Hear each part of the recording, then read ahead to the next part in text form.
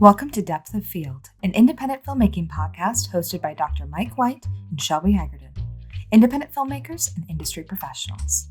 Episodes will touch on recent films, the state of the industry, the regional scene in Iowa, Nebraska, and South Dakota, the occasional gear discussion, and interviews. Stay up to date with our current episodes on Spotify and YouTube. Hello and welcome to the Depth of Field podcast for the early part of November. I am Dr. Mike White. And I am Shelby Hagerden. And on this episode, we're going to talk a little bit about the Cedar River Film Festival, which is coming up. And then also, or not coming up, just happened. Just happened.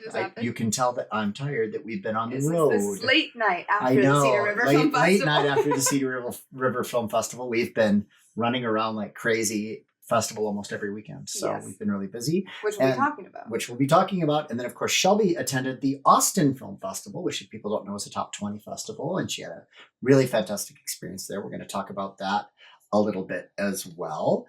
And then, of course, we've got a really great interview with some new friends from Four Lights Films. Just some absolutely terrific filmmakers from Nebraska. So we're going to talk about that. For sure. So first of all, Shelby, let's talk about Cedar River Film Festival. Yes. Was it great? We had a great time. We had a really, we screened The Cross. It's one of the final screenings of The Cross. Yeah, down to the last couple. Yeah, so of the public theatrical screenings. We had a very good talk back. Of course, the festival is still somewhat new. They just started last year. So they're still finding their footing, but we really think they did a great job. And we got to see Matthew Tribble's film, Remote, which I hadn't seen yet. Okay. Straight talk about Matthew Tribble's film. It's very, very good. It's awesome. It's a great film. We were so impressed. We were really impressed. And I would say that was definitely the darling of the festival. That film was a real standout. Yeah. I mean, of everything that was screened, I think it was the standout. Very, very good. I really enjoyed that film. I loved the pacing of it. Yeah. The acting was fantastic. The direction was very good. Yep. And Bruce James Bale's production quality was cinematographer on it. And I mean, obviously, and Bruce is a hell of a shooter. Known quantity. So. Yeah, and it's really, really super great production value in it. Story was compelling. Effects were good. It's a good film. Yeah. So. High five to Matthew and team on that. I think it's a really good film, and we need to make an effort to get Matthew on the show. And anybody who has worked in news will appreciate that film. So yeah, anybody who's done news production will appreciate the film a lot. So it's absolutely great, and we're really, really excited to see that picture. It was super good, and hopefully we'll get Matthew on the show. Mm-hmm, absolutely. Before we move on, though, too, I did want to go ahead and mention the college. We had one of our sound recorders filmed. We had a Zoom F4, which was purchased back in 2017, and I didn't realize it was that old until it failed, and then I realized, wow, it's failed. And the thing about that particular recorder was it had done like over 30 short films. It had done a couple of features, a bunch of student projects, and I don't know why I was surprised when it failed, but it was worn out. So we got rid of it, but we're going to get a new Zoom F8N, which is one of their professional line recorders. I think it might be the highest recorder in the Zoom line. So if you don't know what the Zoom F8N is, it's a field sound recorder for doing cinema sound. And once we have it, we're going to test it and do a bunch of cool stuff, and I will talk about it on the show. So we'll have a review. We will have a review, and I know it's first-hand review. Well, it's been available for a while, but we've had the Zoom F6 at the college, and now we have the Zoom F8 coming in, so I can talk about it and what it's like. I guess it's got some really great functions. It's got floating point and stuff, so we can talk about that. So I don't want to bore everybody to death with technical today, but we will be talking about that as that comes up, and it's a really absolutely dynamite product. So we can talk about that. Look forward to that. But I think everybody's dying to hear about the Austin Film Festival and your recap. So Shelby, how was Austin other than almost missing your flight? Okay, yeah, the flight was a whole thing. There was so much construction in Omaha, and I did not Allie realize Boyd was that. involved trying to get you to the airport. Our cinematographer and colorist and my best friend Allie Boyd was trying to frantically get me there, but I made it, got on the plane, and didn't have any issues after that. The festival though was fantastic. It was really fun. I had a great week. Made a lot of friends, had a really great time making a lot of new connections. And you met the folks from UCLA. And I did meet the folks from UCLA. Okay, UCLA got to represent, right? Professional program at UCLA.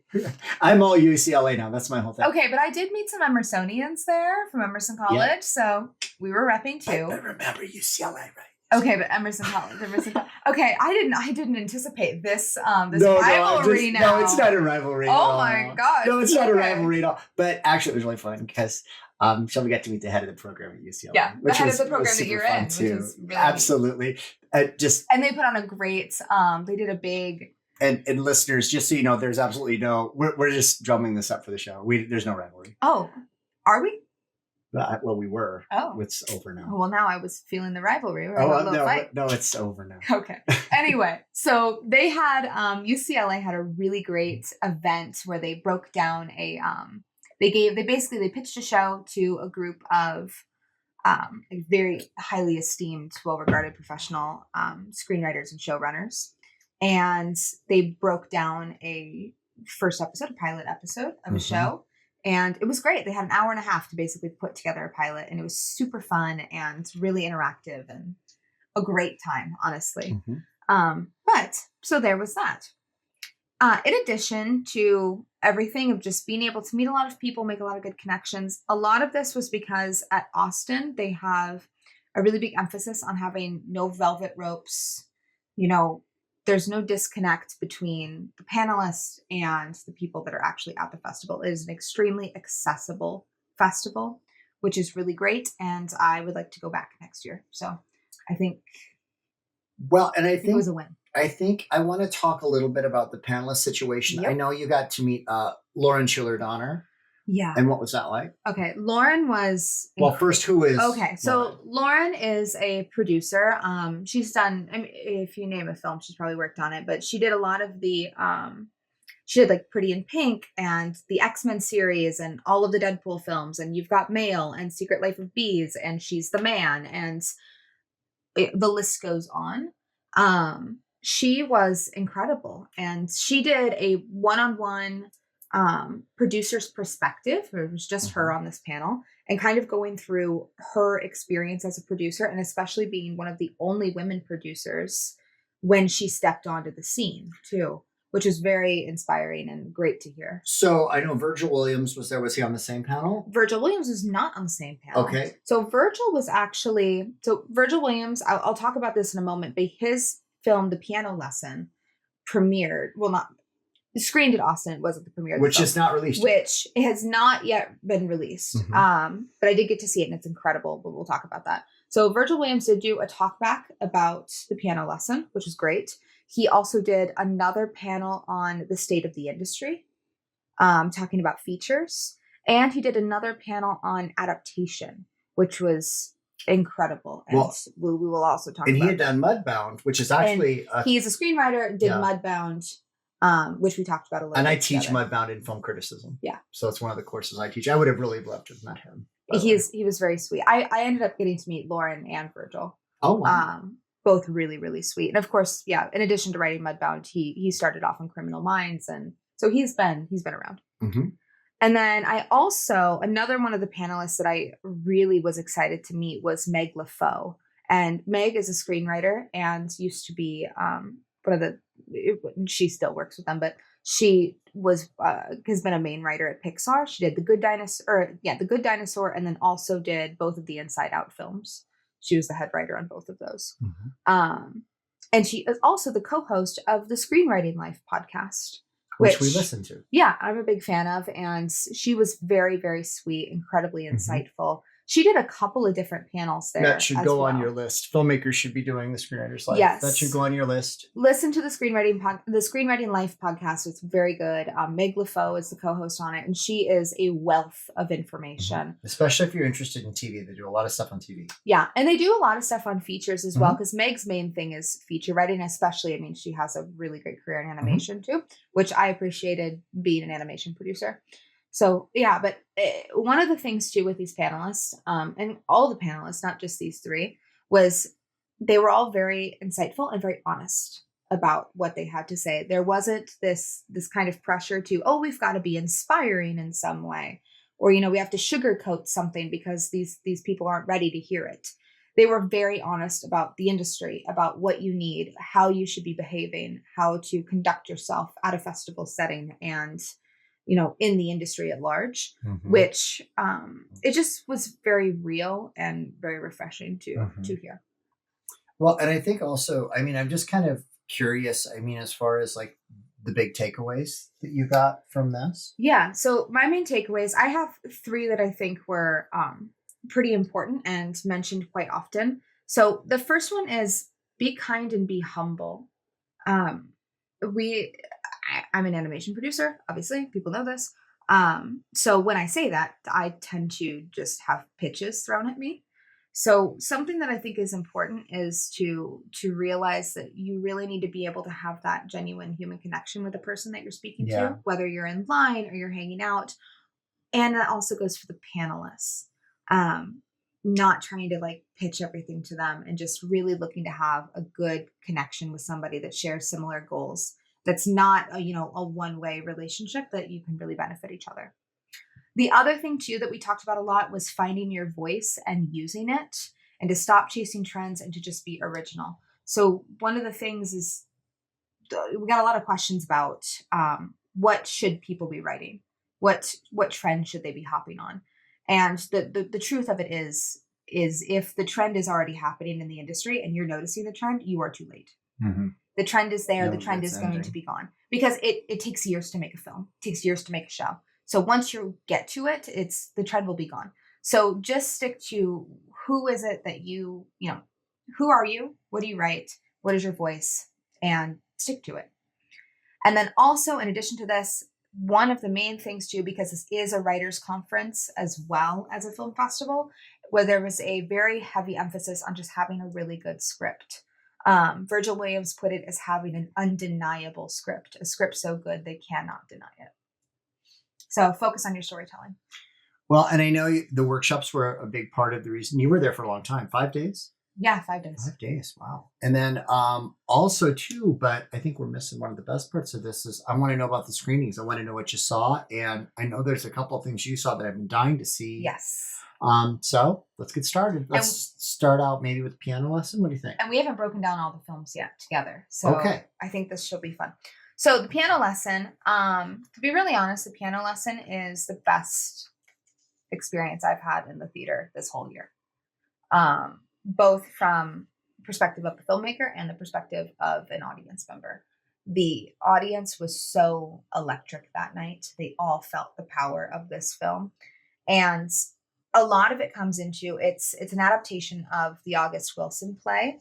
And Wilson also wrote Ma Rainey's Black Bottom and Fences, along with many other plays. Both of those films were darlings at Film Independent. Well, both of those plays were created, were translated over to the screen, and were darlings. And actually, I was in Barnes and Noble not long ago, and those are published plays that you can just buy too. Yes. So they're readily available, but also, that new era of American Black cinema, both of those films, Ma Rainey's Black Bottom and Fences, are major ones. So this picture, I'm assuming, is fitting in that catalog. It is. In an incredible way. It does fit, I think, in a slightly different space, because I think the nature of the film, which I don't really want to give too much away, because I think not knowing the full genre of the film is helpful. Go in a little bit blind. So the film it was written by Virgil Williams with Malcolm Washington, which is Denzel Washington's son. And it was also his directorial debut as well, Malcolm's. And the film is dedicated to Malcolm's mother, Now, Pauletta. didn't this film premiere at New York Film Fest? This, I think, because we talked about it before. Yeah, I think it filmed at Toronto. Yeah, it was wrong. And it was great, though. Virgil did speak a lot about that screening in particular, and having the value of the writer. Toronto did not have him up there on that panel. It's crazy. So he was in the audience, and somebody raised their hand and asked a question about the writing, and it was actually Denzel Washington that called Virgil Williams up to the stage, got him a chair, and set him next to his son. So one of the themes in this film is family, and Virgil I guess you Williams, can do that when you're Denzel. Yeah, and Virgil Williams really said, he's like, the Washingtons brought me in, and I felt like I was just another one of their kids. And he said he had a really, really lovely experience writing this. But I don't want to spoil the entire film, because I really think you should go in partially blind if you have not seen the play or read the play. So you're not completely aware of the genre. But the logline is: the Charles family grapples with family legacy and difficult decisions as they determine the fate of their heirloom piano, exploring deeper themes along the way. It stars Samuel L. Jackson, John David Washington, Ray Fisher, Michael Potts, Erykah Badu, Skylar Lee Smith, Danielle Hudweiler, and Corey Hawkins. I mean, it is a stacked cast. And then I know that Mark Gill's new picture, Ravens. Yeah. Before I get to that, though, I do have Okay. a couple more comments on this. Okay. So with the talkback, there is a really focus on family and generational trauma, particularly within Black families. Mm-hmm. And it was really incredible to kind of hear his perspective on this with working with Malcolm Washington. If you can go back, there is going to be some of these stories, or some of the panels from Austin Film Festival will be published publicly through their app On Story. Yeah. So, well, not their app, but their podcast. So make sure to check that out, because he does go through this in great detail during his adaptation panel, which will be public. On Story is kind of like Film at Lincoln Center, Yep. but for the Austin Film Fest. It's great. So, and I think it has some like workshop panelist type things too, doesn't it? Yeah. Workshop panelists too. And then of course talkbacks. Yep. And also I really recommend, the film does release in select theaters on November 8th, before it goes to streaming on Netflix on November 22nd. But if you can, I know that we're Iowa, Nebraska, South Dakota. If you can, please get to a theater to see this, because the sound design is really something special and not something I've seen in recent films. So our film curators out there, this is a picture you should be having. Yes, you should be getting this. Independent cinemas should be grabbing this so film. Hopefully our programmers out there will be grabbing it. Okay. Yep. So are we ready for Ravens now? Ravens. Okay, Ravens. Ravens. Okay. This is Mark Gill's film. Yeah, Mark Gill, who also directed the Morrissey biopic England Is Mine, and then also the Oscar-nominated and BAFTA-nominated short The Mormon Problem. Mm-hmm. So this is a dark fantasy love story about the legendary Japanese photographer Masahisa Fukase and his wife Yoko. High five on the pronunciations. Thanks. But you may have seen the photos. So online for a little while, there was a little thing going on about these photos. This photographer took photos of this woman every single day, his wife, and you can see her just getting sadder and sadder, and more disconnected through the photos. This is the story about that photographer and his wife.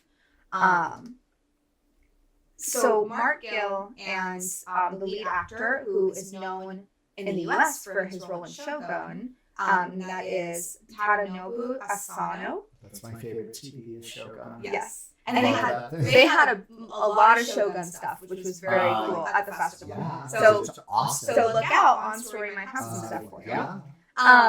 But they were in attendance, and they did a talk back afterwards, and it was really great. And Asano was fantastic. He had his translator there, and he was so funny. He's a great guy. So there was a talk back, and Mark Gill. So something that was really interesting about Mark Gill is this is like still kind of like he's still fairly new, but he has been able to kind of talk about a lot of. He's been able to touch on really similar themes throughout his work, and I talked about this with him briefly after the screening. But there's a big question within this film of whether Fukase is a madman or a genius. That is the big thing. And this is also a theme that we see in his Morrissey biopic, England Is Mine. Which is a really great picture. It's been a while since I've seen it, but it's really good. But it is, but the subject is Morrissey. For people who don't know who Morrissey is, Morrissey was a big part of the Smiths. He was the voice of the Smiths, which was an English alternative rock and roll band in the 80s primarily. But Morrissey has been a controversial figure.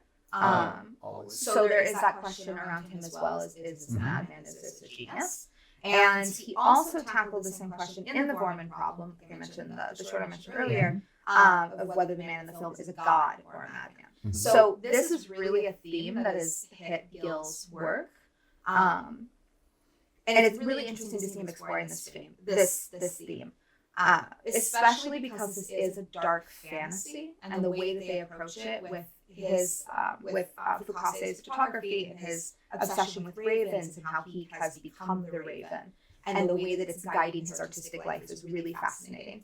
However, I cannot tell you where to watch this movie because it doesn't have distribution yet. This was the world premiere of this film, Which is, and I felt so honored to be in the same room as the world premiere of this film. so let's talk But the about, problem is it premiered late in the buying so season. let's talk about the elephant in the room. Yes. If it's not New York Film Festival and it's not Toronto, the thing is, if the film premieres later than that, it's tough because I mean the buyers are out. You know, Sundance. You know, the buyers are out. You know, so And it was hard enough this year to sell a film. yeah, it was tough to sell. Yeah, Sundance was. It was rough. That was a big point of conversation at Austin. But. Yeah. Well, I mean, we had that talk. If people come listen to that back episode of like people were wigging out because they didn't start buying till kind of late. Yeah. So it was kind of the situation too. But there were films at New York Film Festival that still hadn't been distributed too. So it's just there's films and there's great films, but they gotta get bought or distributed. This film, though, I think it is primarily in Japanese. There's one character that speaks English. So I do think there's a lot of good crossover in it. The Japanese audiences that have seen it have been really, really receptive. So I'm hoping that there is Japanese distribution, which will hopefully lead to an American distribution as well. But look out for it, especially, and this is my recommendation, if you have ever felt like a misunderstood or possibly a toxic artist, this is a film for you, and it is executed brilliantly. So recommend The Ravens. Outstanding. Also, too, Justin Kurzel's film. Now, this film was written by Zach Balin. This is a film called The Order. Yes. And Zach Balin was in attendance with the actor Ty Sheridan, who stars in The Order as well. So you're going to have to fill me in because I know nothing about this picture. I went in a little blind with The Order, and I'm really glad I did. So it is based on the 1989 nonfiction book, The Silent Brotherhood by Kevin Flynn and Gary Gerhardt. I know nothing about this. Okay. So the film revolves around an FBI agent who goes after a white supremacist terrorist group known as The Order that was active in the United States in the 1980s. Stars Jude Law, Nicholas Hoult, Ty Sheridan, Journey Smollett, Allison Oliver, and Mark Maron. All of the actors are fantastic in this. The performances are stellar. The visuals are insane. And the message is, unfortunately, a bit timeless. Wait a second. There was a writer that covered it. Was it Ryan Latanzio? I think so, yeah.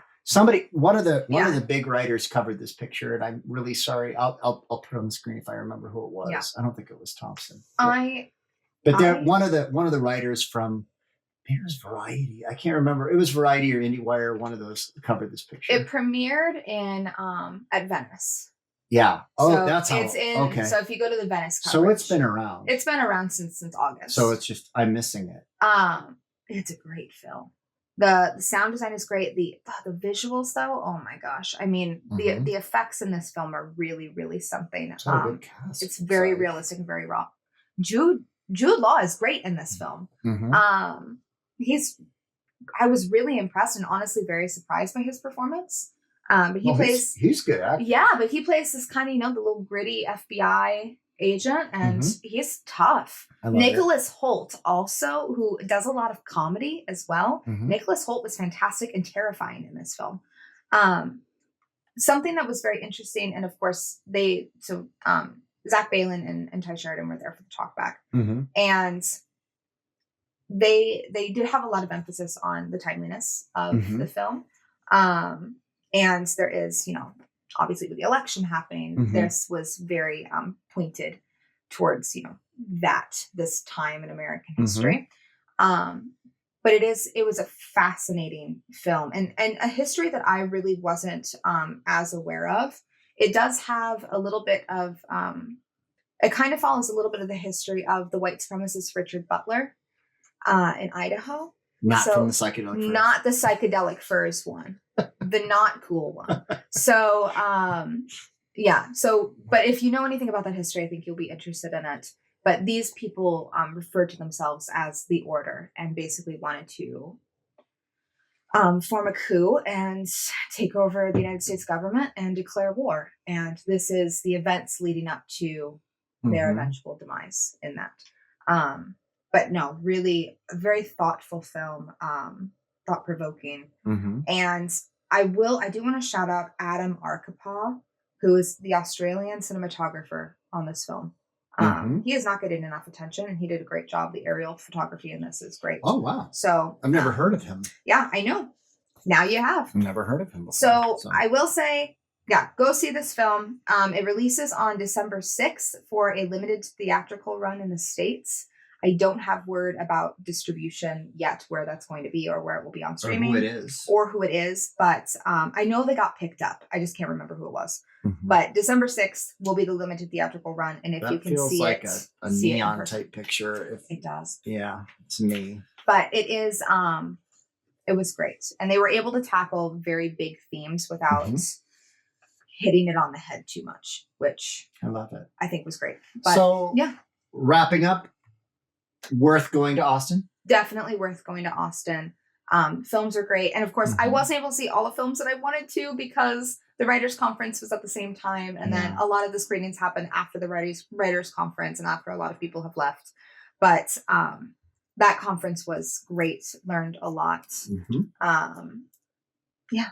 I can't recommend it. This was one I was not able to go to. I wasn't able to tag along with Shelby on this one. So I had to hold down the fort maybe back next in year. Iowa. Yeah. But I will say, you know what? People in Texas now are a lot more aware of the film industry in Iowa and Nebraska and South Dakota. And they know we're doing big things here. So hopefully we can continue to push that momentum. Absolutely. And hopefully, I don't know. I've got a couple of screenplays that I'm working on right now. Maybe I'll have something for next year. Maybe. That'd be great. Who knows? I would like to go back. So on the next segment of the Depth of Field podcast, we have the members of Four Lights Films. We have Peyton Sadington, Katie Evans, Daniel Cole, and Ian, is it Zabel? It is Zabel. Zabel. I was close, man. I was just clicking them off. Ian Zabel, and they're joining us today. They're new friends. We met at the Flatwater Film Festival, and what was kind of a drag, and we love the Flatwater Film Festival, but our pictures screened at the exact same time. So they were in one room, we were in the other, and fortunately, everybody had kind of already seen our film, which was great. So you had a really good screening at Flatwater, right? We did, we were pleasantly surprised that when we walked in to watch our film and there was like no seats left, and I was panicked that I wasn't going to be able to watch it. And we had before, but it's like, oh my gosh. I want to stay. And it's such a great thing because there's so few opportunities to screen features in Iowa, Nebraska, and South Dakota. So we're really, really happy to have that. And it was so fun to meet you guys. And of course we were like, you got to be on the show. Yeah. So here we are. So welcome to Depth of Field. Welcome in. So just so everyone listening can get to know a little bit more about you, I'd like you guys to just kind of go around the room and just say how you got into filmmaking and also how you all came together as a group. My name is Katie Evans, and I'm the producer and sort of one of the founders of Four Lights Films. And through my job sort of with Four Lights is I write our scripts, I get the funding for the projects, I gather the team, and I gathered these three right at the end of my senior year of college, was sort of my first step with that. And then that was about 2 years ago. And so we've been making features and only a few shorts. We haven't made a lot of shorts, but features ever since. And so that's what I do. And then I act in all of our projects. I've actually acted in all of them. But then everybody else, go ahead. I'll start. My name is Peyton Savington. I am the director of Four Lights Films. I met Katie our sophomore year of college. We were both RAs, but in completely different buildings, in completely different social circles. We knew of each other. Very, very minimal about each other. And then senior year, she actually moved into my building, and I was her RA. Then through just being friends, I joined in on a stage play that they were working on. And then further into the year, I was a stage manager for one that they had written and were acting in. And after we graduated, we were like, we got to turn it into a movie now. And haven't looked back since. So We bought a camera and said, let's go. yep. And then you go. I'll go. Yeah, I'm Daniel Cole. I'm our social media director, production manager, kind of a jack of all trades. I do some acting in our most recent film. And I've been dating Peyton actually.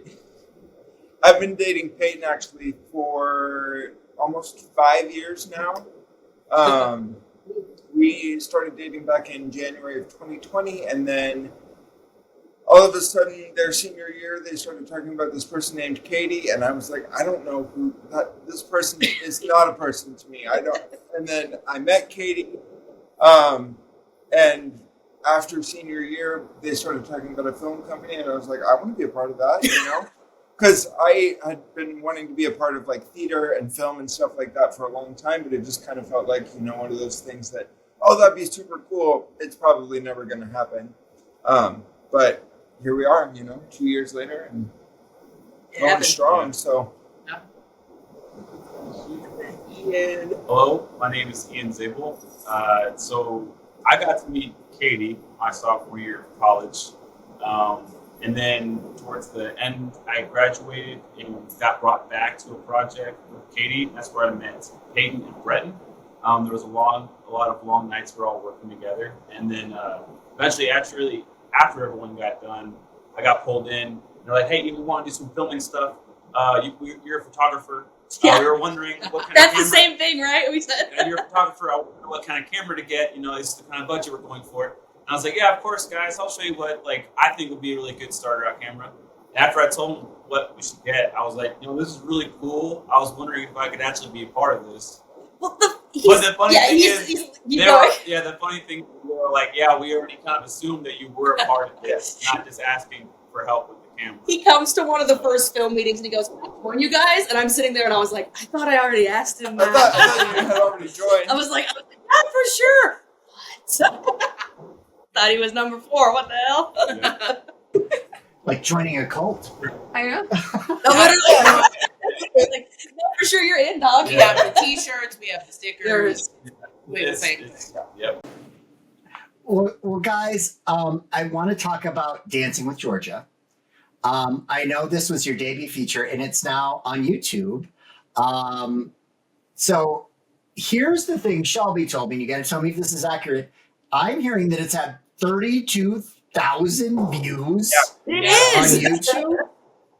Great. What the heck is that about? So I want to hear about the promotions process of this and how that's working and what you're doing, because I think there's a lot of folks out there that have content. They want to be able to know how you're getting that kind of reach. So tell us about it. Oh, jeez. I remember, in regards to, the reach itself, the project was so special to all of us because it was, our senior year thing. I had written it, happened to end up acting in the stage play version, so that translated it also got to be in the film version, and we're all just so passionate about it. And in regards to the reach, we really, really focused on the thumbnail that Peyton made via Canva, because Peyton is amazing at Canva. And then we actually spent about 3 hours in my apartment thinking of how to name the film so people would click on it. And so we were sitting, and we knew the name was Dancing with Georgia. That we knew. But we were like a risky feature. Yes. No, that's dumb. A blank drop. No, that's dumb too. We We're were like, really trying to play into the It was a algorithm. full whiteboard of just Yeah. different names and different names. exactly. And then we had one. I think we said it was we're gonna land on a new feature. We're like, okay, we gave up. We didn't give up. We're like, we're just gonna throw it out there. We got to get this film online. And then it was my father the night before, after he had seen it, when we premiered it ourselves, and we do our own premieres. And he said, that was a really thought-provoking piece, Katie. And I called everybody 3 a.m. and I was like, guys, I got it. Well, my dad has it. So we put a thought-provoking drama, and then suddenly it was going pretty well. I was hoping for 100 views. I wanted I was 500. Just like 500. And then suddenly by day 3, it was at 7,000. Yeah. And that's when we realized it was really going to climb, and people we hadn't known were like commenting about the ending, which was really one of the biggest compliments I felt was because, oh my God, you stuck around the whole time. Yeah. You know, like you were at the end of the film. It's like, wow, that character did this and this. And I was like, you waited that long. You took 90 minutes out of your life to watch this? Yeah. And so that was really fun. And we were able to post a video that we showed at our premiere of it that we made. That's also on our YouTube page. It just talked about how much it meant to us. And so I think that video brought in a lot of traffic to it too, where it was just like, check this out. It really is the start of what we do. And it's why we wanted to do it, because it was just such a emotional and personal story. And I think we all just really connected to it in our own way. So that was our fun way of sort of getting it out there. And kind of like, I think actually it was something that you guys mentioned at your talk back at Flatwater, was kind of like, I don't think I'm saying it exactly correct, but sort of creating your own like media for it, like treating it like it's a big deal before it is, because that's, you know, if you don't think it's a big deal, nobody else is going to, Right. you know, put your own love into it first. So we made we made the teasers for, we made the trailers, we made the interviews of ourselves for, we made t-shirts so that people were We into had it. a countdown to posting it on YouTube. Like, Yeah. We made like t-shirts and business cards and stickers long before the movie was even supposed to be posted, because we were like, we're going to be a big thing. Yeah, so we were like, kind of like, you know what, let's take a risk and go for it. It's paid off so far. Oh, yeah. People are kind of like, they see like a sticker, their t-shirt, and they're like, oh my God, do you do that full time? And I'm like, no. No. It's So full-time the job. big question is, where's my shirt? No, I'm just kidding. Where can people get the merch? No, Kate's but got the merch on. Show the merch, the good merch. There it is. Repping the merch. the shirts are Because we all awesome. We saw those at the festival, and they're so cool. We used them. Yeah, we used our little Cricut to make shirts. Like mine's a homemade shirt, but like Peyton's we actually got from a company. Yeah, there you go. Nice. I love it. So I did want to ask, and you mentioned a little bit that I want to talk about how the film came to be. You mentioned it was originally a stage play. And then, so what was this like going into your first feature? I'm curious about that. Especially as an adaptation of your own work. Yeah. Yeah, it started as a stage play because I used to be a very prolific playwright. I wrote a lot of plays in undergrad. Like that was what I had access to. And I knew I liked writing scripts, but film wasn't really the school that we went to. But I was like, plays, I could do that. And like that can go up all the time. People can keep doing it. And I was always told I had a very cinematic take to my stage plays. So I was like, oh, cool. Moving on. Thank you for that. But then we got to this one and Dancing with Georgia. And like I said earlier, it just meant so much to all of us emotionally that they had just started kind of doing film at our undergrad because of COVID. Because in the year of COVID, we were very lucky. We were still open and doing plays and all of that, like pretty much the entire time. But it's something they started leaning into was film, just to start kind of learning. But I remember my teacher was like, hey, you can do a film for your project, but I'm not going to really know how to teach you. And that's sort of the risk you're going to have to take with this. And then I said, okay. And so when we graduated, I was like, wait a second.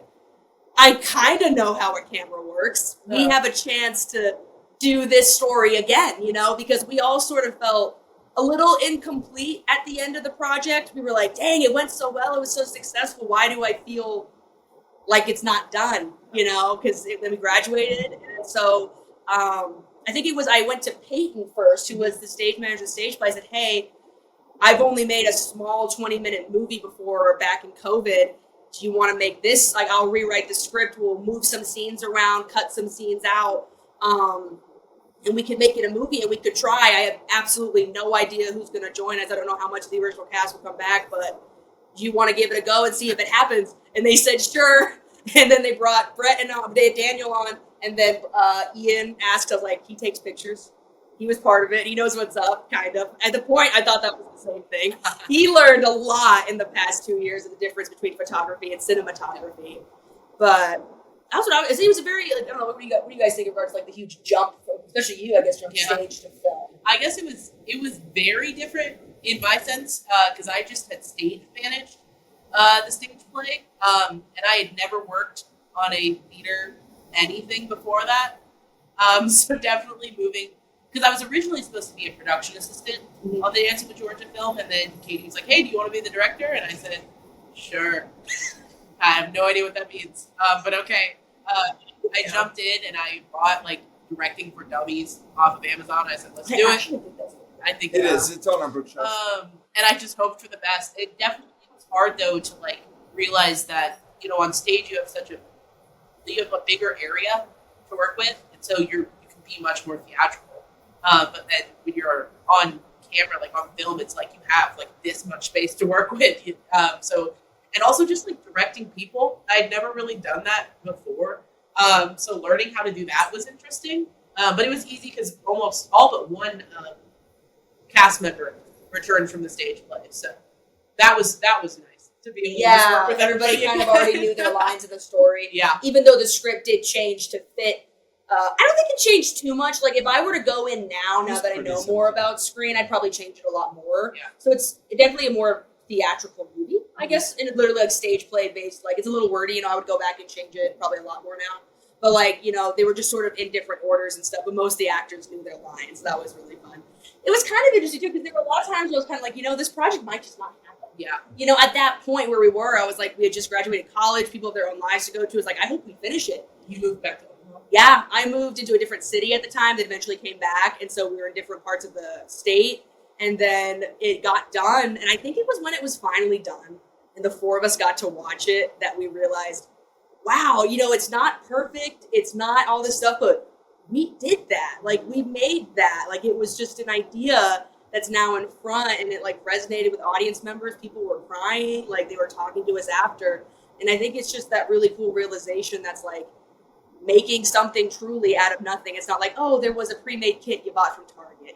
This was your textbook you had. It was, you did it and it meant something to people. Yeah. And so then we said, let's do it again. And we said that about 4 more times. And now we're going to say it again.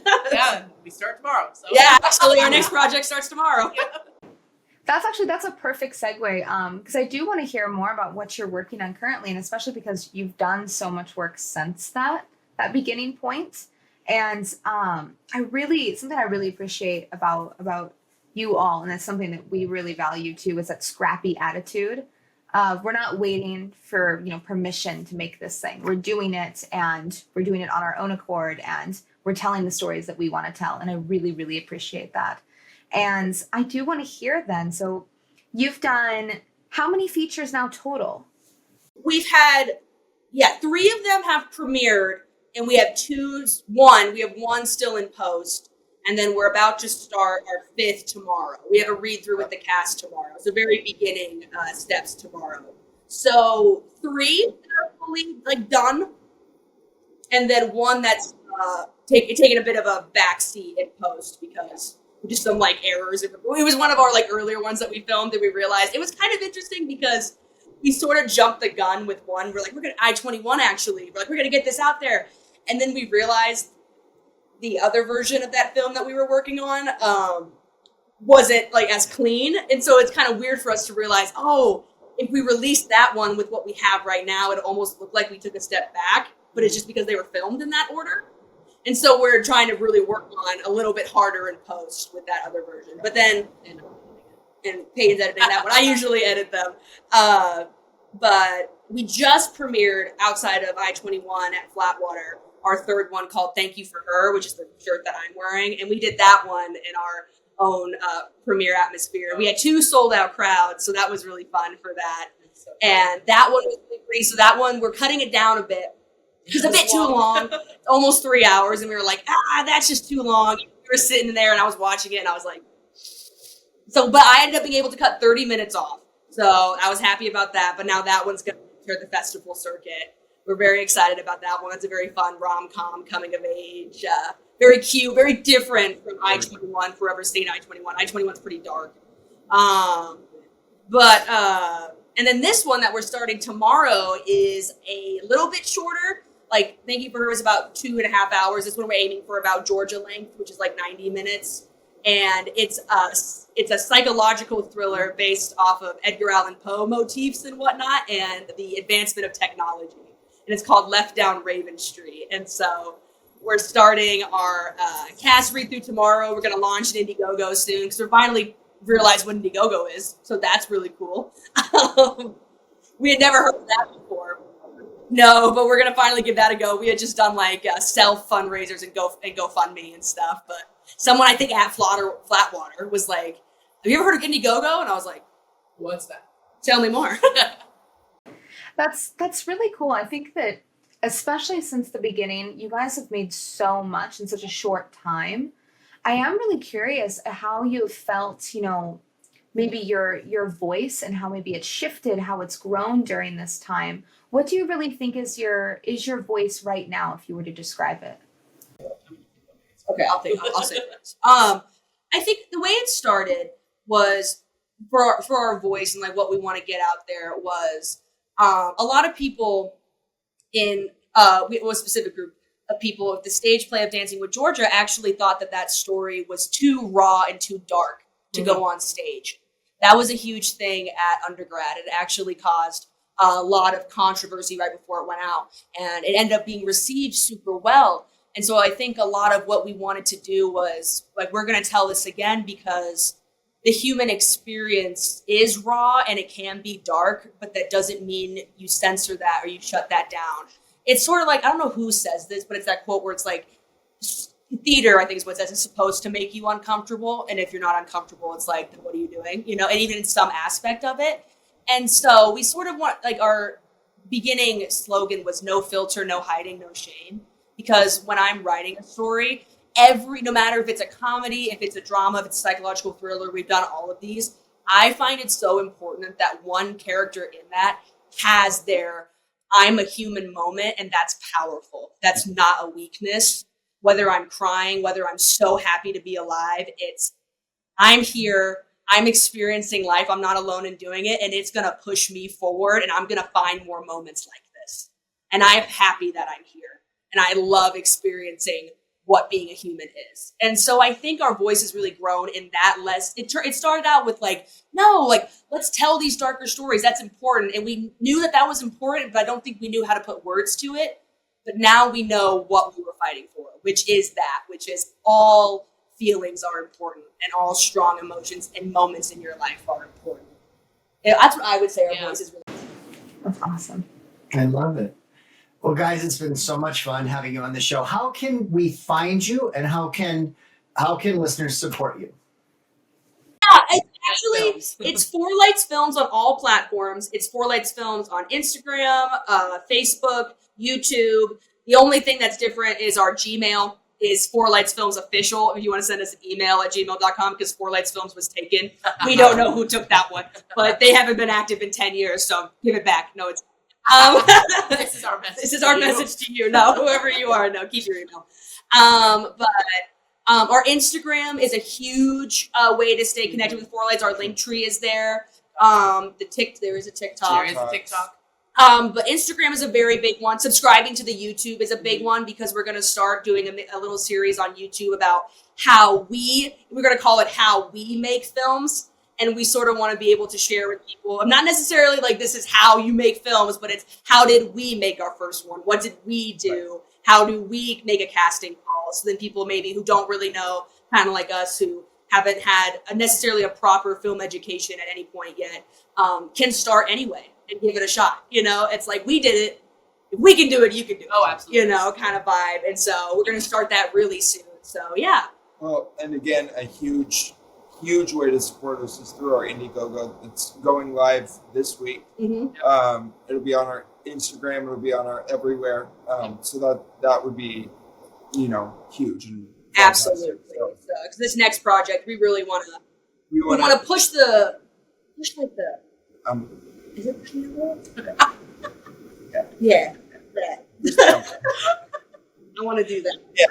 We want to be able to tell this story beyond what we even can imagine it can be right now, is what you're trying to say. Yeah, that's what I want. Our writer. Yes. The brains behind the operation.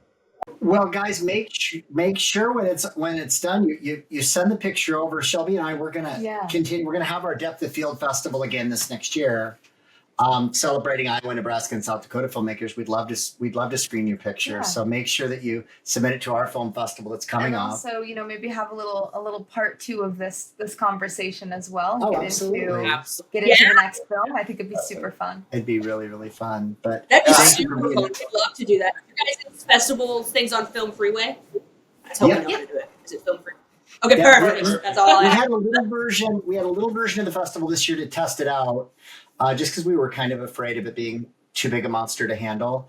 And then it ended up being really great. So we're going to expand a little bit. So make sure, because we want everybody to come, and it's super fun and really easy. Well, and Sioux City's not very far. And I think you guys are a really, really wonderful example of being able to do that scrappy marketing too. And that's a conversation that people need to be having. So I think, let's keep this up, because it's really something to study. That's a case study. You're doing Love wonderful to. work. So congratulations on that. I mean, it's a really, really big Thank you accomplishment. so much.